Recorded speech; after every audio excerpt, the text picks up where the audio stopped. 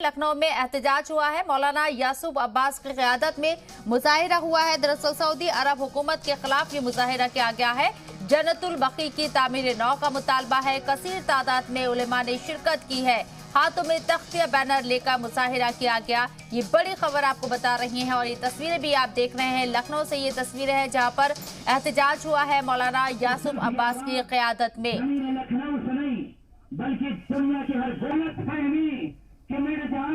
देखिए, हम जबरदस्त तरीके से आज यहाँ प्रोटेस्ट मार्च कर रहे हैं शहीद स्मारक के ऊपर, और हम अपने खून से, अपने ब्लड से मेमोरेंडम लिख के सऊदी हुकूमत को आज देंगे। और हम भारत के प्रधानमंत्री जी से ये गुजारिश करते हैं कि भारत के प्रधानमंत्री बाकायदा भारत के प्रधानमंत्री जो वो दबाव बनाएं कि जन्नतुल बकी की तामीर की। देखिए, अभी तक नतीजा कुछ नहीं निकला, नतीजा कोई नहीं निकला। हम मुसलसल प्रदर्शन कर रहे हैं मगर अभी तक का नतीजा कोई नहीं निकला है। मगर चेहरे से जालिम के नकाब हट रही है कि पता चल रहा है कौन आतंकवादी देश है और कौन आतंकवादी नहीं है।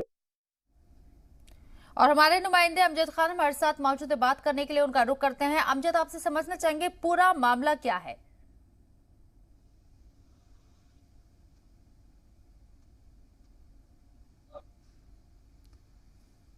अहमद, आप मेरी आवाज सुन पा रहे हैं?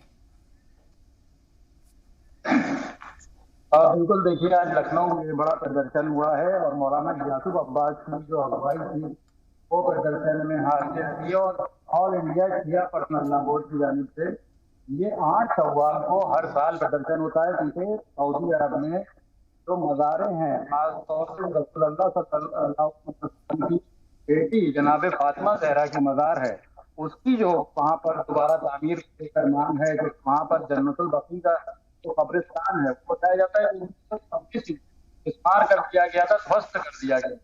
तो उसके विरोध यहाँ पर एक विरोध प्रदर्शन होता है। काफी अर्से से ये प्रदर्शन होता चला जा रहा है और साथ में हिंदुस्तानी हुकूमत से भी मांग की गई है, क्योंकि आज भी ज्ञापन सौंपा गया है और प्रधानमंत्री नरेंद्र मोदी से इस बात की मांग की गई है कि वो इस मामले में दखल दे और सऊदी अरब को इस बात कि वहाँ पर जो मज़ारे हैं, या इमामों की मज़ारे हैं, उनको पुनः निर्माण करवाए, क्योंकि जो समुदाय है उनसे अकीदे से जुड़ा हुआ है, सुन्नी समुदाय के अकीदे से जुड़ा हुआ है, सिख समुदाय के अकीदे से जुड़ा हुआ है और तमाम बड़े ऐसे शख्सियत